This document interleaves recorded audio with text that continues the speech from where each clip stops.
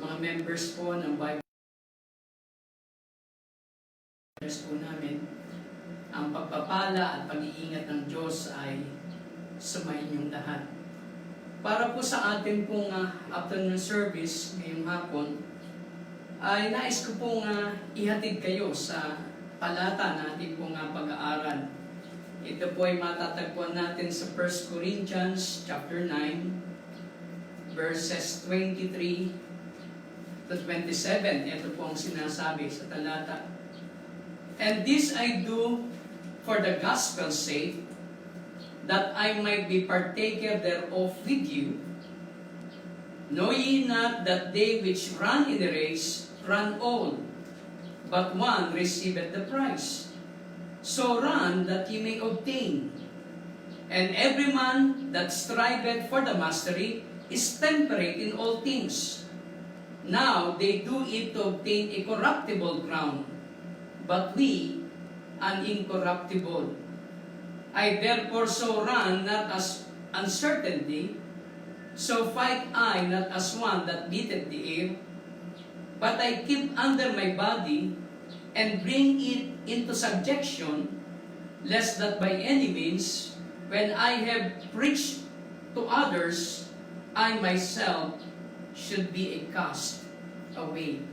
Ang title po ng ating pong mensahe, Discipline Yourself Firmly. Discipline yourself firmly. Tayo po ay sumandaling manalangin. Mapagpala naming Diyos, Ama namin nasa langit, makapangyarihan sa lahat, may gawa ng langit at lupa, kami po ay nagpupulit at nagpapasalamat sa hapong ito, na kung saan, Panginoon, muli kami po ay binigyan nyo ng pribileyo na makapanambahan, makapakinig ng mga dakila mong salita. Salamat, Panginoon, sa inyo pong gabay at protection sa bawat isa sa amin. Salamat, Panginoon, sa patuloy niyo pong pagkakalob sa amin ng lahat ng aming pong mga pangangailangan. Tunay nga po, O Diyos, Ikaw ang aming pong Jehovah Jireh. Ikaw ang tagapagkaloob sa amin ng lahat ng aming pong mga pangailangan. At batid namin, Panginoon, kung wala ka sa aming pong mga buhay, wala kaming magagawa. Salamat, O Diyos, sa biyaya mo't kahabagan na patuloy po naming nararanasan. Salamat, Ikaw ang aming pong Diyos, Ikaw ang aming tagapagligtas. Salamat sa buhay na walang hanggan. Salamat sa katiyakan ng langit. Salamat sa inyo pong mga dakilang salita na siya pong nagtuturo sa amin kung paano namin patatakbuhin ang aming pong buhay.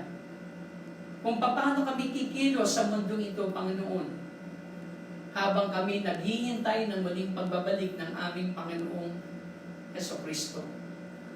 Ama, dalangin po namin, patawad sa aming pong mga kasalanan. Aming pong pinangawakan ang iyong pong pangako sa unang 1:9. Na ang sabi mo, Panginoon, kung kami po'y lalapit sa iyo at hihingi ng tawad, Ikaw po'y tapat na magpapatawad sa amin at lilinisin mo kami sa aming pong mga karumihan.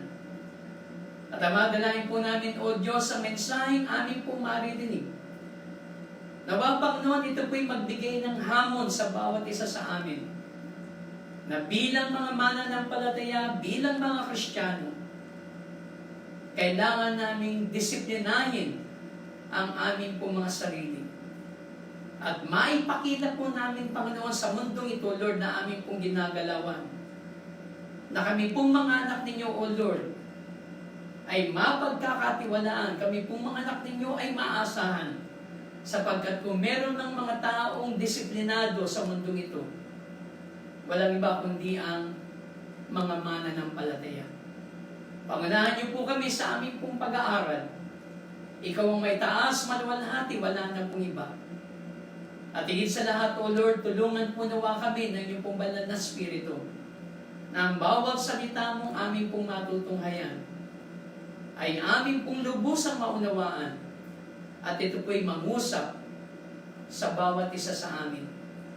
Ako po, O Diyos, na inyo pong alipin at ang pagturo ay gamitin po na maging daluyan ng inyo pong pagpapala. Lukuban niyo po kami, ako, O Diyos, ng inyo pong banal na Espiritu. Pagkalooban ako ng kalakasan, katalinuhang nagmumula po, Lord, sa iyo. Kaya Ama, tanggapin niyo po ang lahat ng aming pong papuri, pasasalamat, at pagsamba sa inyo sapagkat lahat ng di aming dalangin sa matamis na pangalan ng aming Panginoong Hesukristo. Amen. Disciplining ourselves firmly. How did I have seen a lot of people that are highly intelligent, people that are influential, people that are powerful, and people that possess awesome talent and abilities. But a lot of them had failed for lack of discipline. When we talk about discipline, discipline is dealing with oneself wherever we are.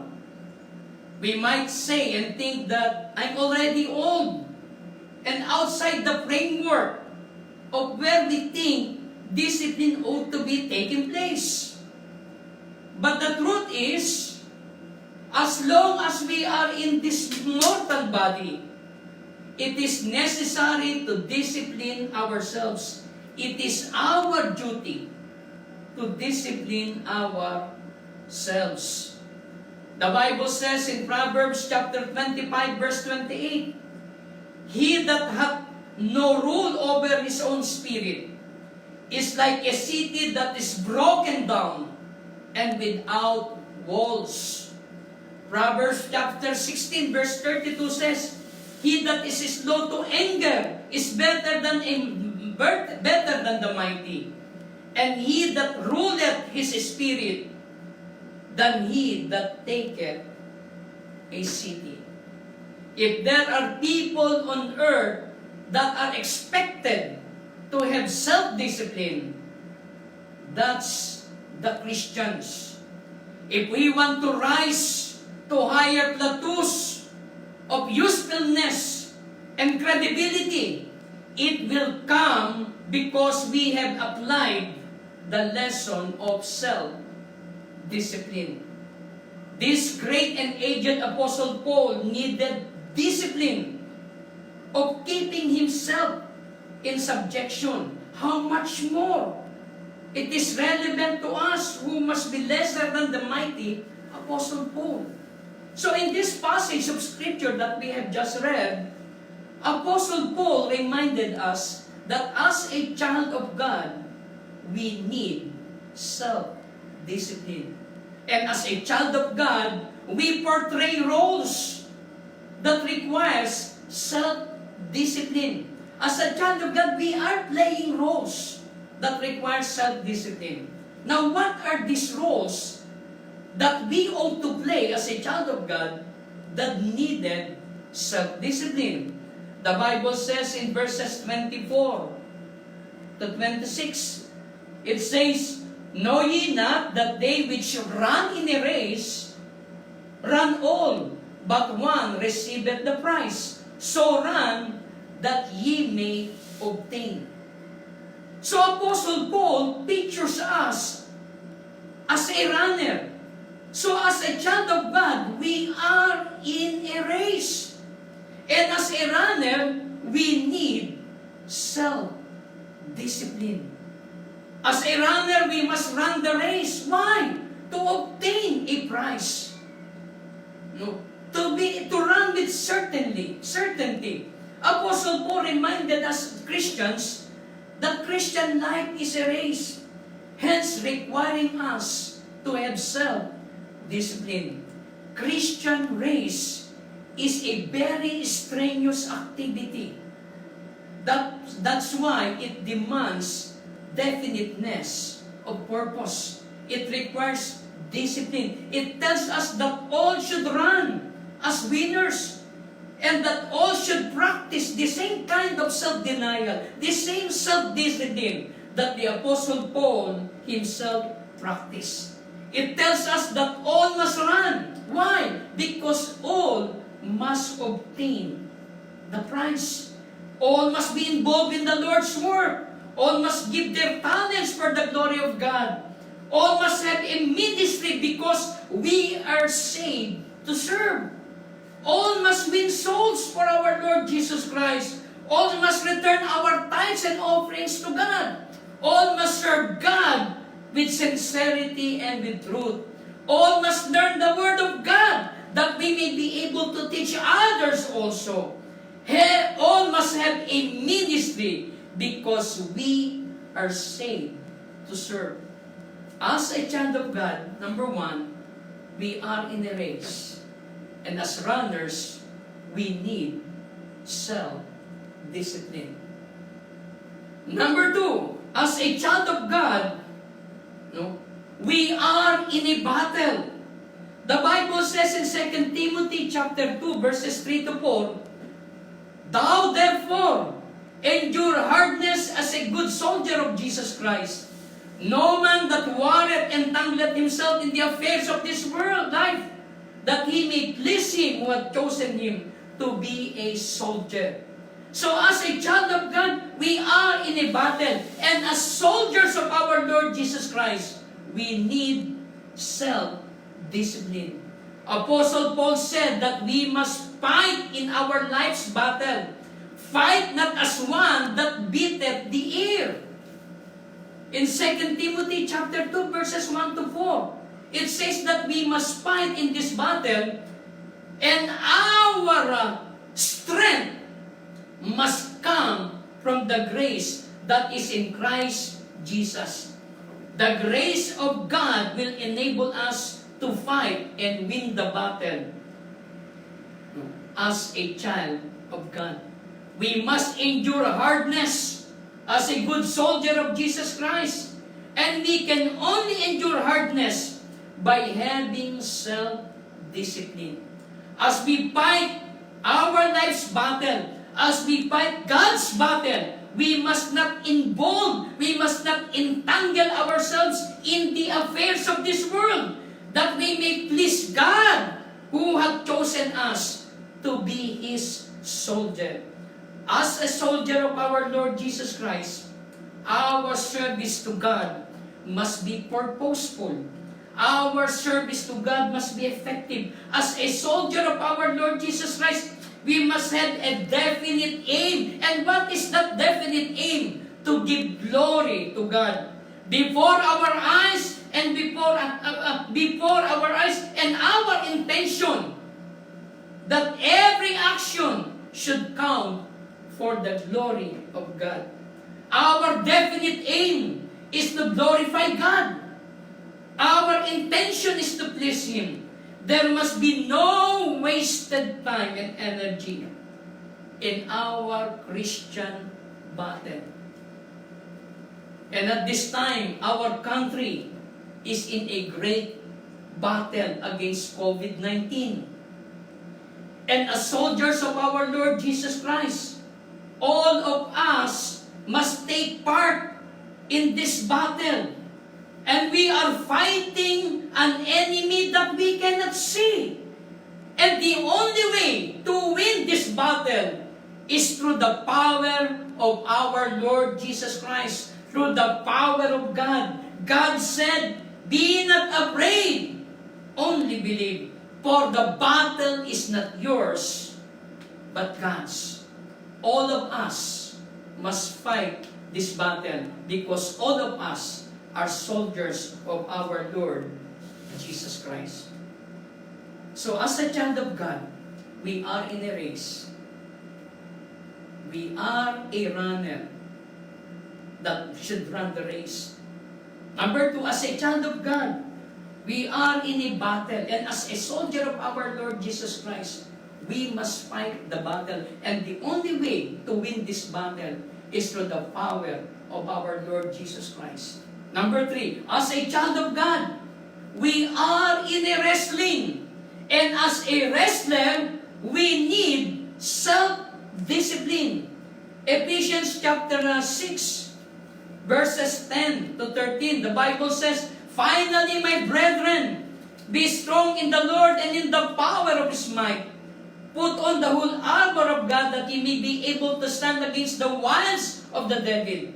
For we wrestle not against flesh and blood, but against principalities, against powers, against the rulers of darkness of this world, against spiritual wickedness in high places. Wherefore, take upon you the whole armor of God, that ye may be able to withstand that in the evil day, and having done all, to stand. As a child of God, we are in a wrestling, and as a wrestler, we need self-discipline. So Apostle Paul changes the figure from running to battling, and now to wrestling. He reminds us that everyone who wrestles exercises self-discipline in all things. In Ephesians chapter 6 verses 10 to 18, we as wrestlers against our enemy, the apostle reminds us of very important things, that our power and strength comes from the Lord, that we need to put the whole armor of God to ensure our victory. And as a wrestler, we are fighting 3S in this life. We are fighting Satan, the devil. We are fighting our own selves. We are fighting sin. We need to watch and pray with all perseverance.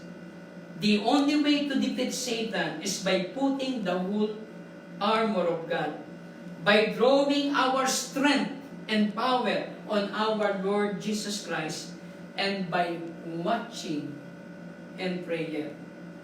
Don't forget, we are in a race, and we ought to have self-discipline. As a runner, we must obtain the prize. Don't forget, we are in a battle.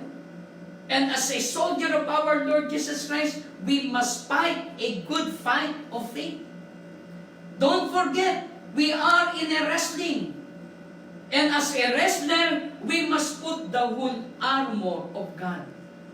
As a runner, as a soldier, as a wrestler, we need self-discipline.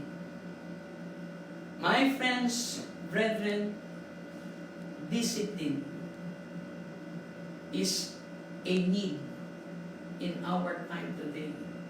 If people will not have self-discipline, the program of the government to fight COVID-19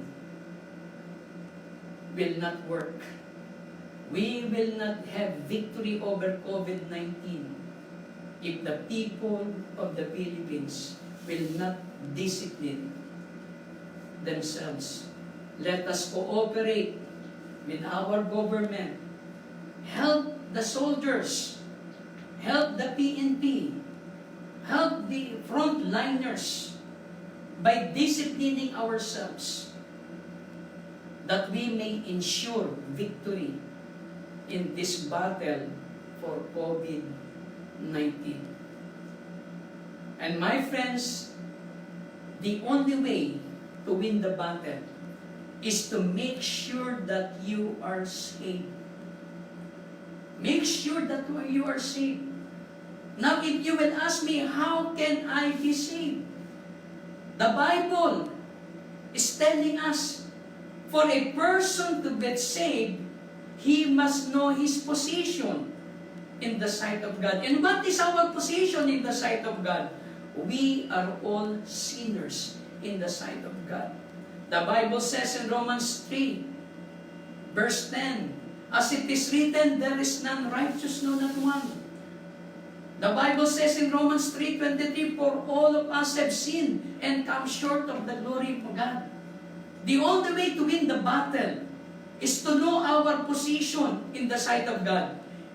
And we are all sinners in His sight. The only way to win the battle is to know that there is a penalty for our sin.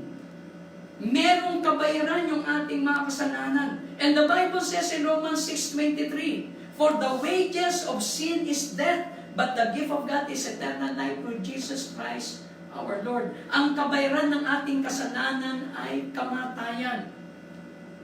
Lahat tayo ay mamamatay. At dahil lahat tayo ay mamamatay, Dahil sa ating kasalanan, tayong lahat ay patungo sa impyerno. Yun ang kabayaran ng ating kasalanan. Death and hell. Yun ang kabayaran ng ating kasalanan. But praise God, no? There is somebody who paid the penalty for our sins, and that is our Lord Jesus Christ. Our Lord Jesus Christ died on the cross that you and I might be saved. Romans chapter 5 verse 8 says, "But God commended His love toward us in that while we were yet sinners, Christ died for us." Christ died for us to pay the penalty of our own sins. Christ died for us that we might have life and that we might have life more abundantly. Our Lord Jesus Christ paid the penalty of our sins. Now that the Lord Jesus Christ paid the penalty of our sins, what are we going to do? We need to accept Jesus Christ in our heart. We need to repent of our sins, accept Jesus Christ in our heart as our personal Lord and Savior. The Bible says in Romans chapter 10 verses 9 to 10, that if thou shalt confess with thy mouth the Lord Jesus Christ, and shalt believe in thine heart that God hath raised him from the dead, thou shalt be saved. For with the heart man believeth unto righteousness, and with the mouth confession is made unto salvation. Romans 10:13, for whosoever shall call upon the name of the Lord shall be saved. Mga kapatid, sinabi ng Diyos sa Biblia niya kung paano tayo magkakaroon ng katiyakan ng langit. Sabihin natin, Panginoon, inaamin kong ako'y makasalanan. Patawarin mo ko sa lahat ng aking kasalanan. At tinatanggap kita, Panginoong Kristo, sa puso ko bilang aking tagapagligtas at Panginoon ng aking buhay. At kapag ginawa mo yan, kaibigan, meron siyang pangako. Ano ang pangako ng Diyos? Bibigyan kanya ng buhay na walang hanggan. Marahil, merong nanonood sa akin ngayon at nais mong tanggapin ang Panginoon sa Kristo sa iyong puso bilang iyong tagapagligtas. Tutulungan kitang manalangin. Sumunod ka sa akin sa panalangin para yung buhay na walang hanggan na yan, na pangako ng Diyos sa sino man na mananampalataya sa Kanya, ay iyo rin makamtan. Manalangin ka at ikaw ay tutulungan kong manalangin. Tayo ay manalangin. Dakila naming Diyos na makapangyarihan sa lahat. Maraming salamat po sa mga salita mo na aking narinig. Nakita ko ang aking sarili sa inyong harapan na ako ay isang taong makasalanan at nangangailangan ng tagapagligtas.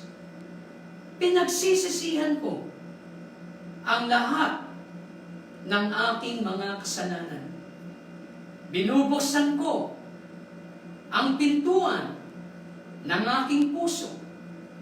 Tinatanggap kita, Panginoong Hesukristo, sa aking puso bilang aking tagapagligtas at Panginoon ng aking buhay.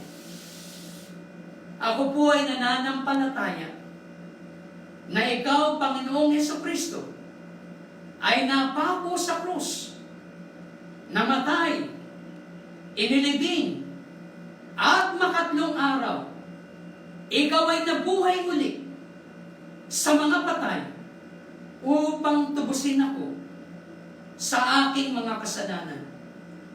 Maraming salamat po sa buhay na walang hanggan na tinanggap ko sa oras na ito.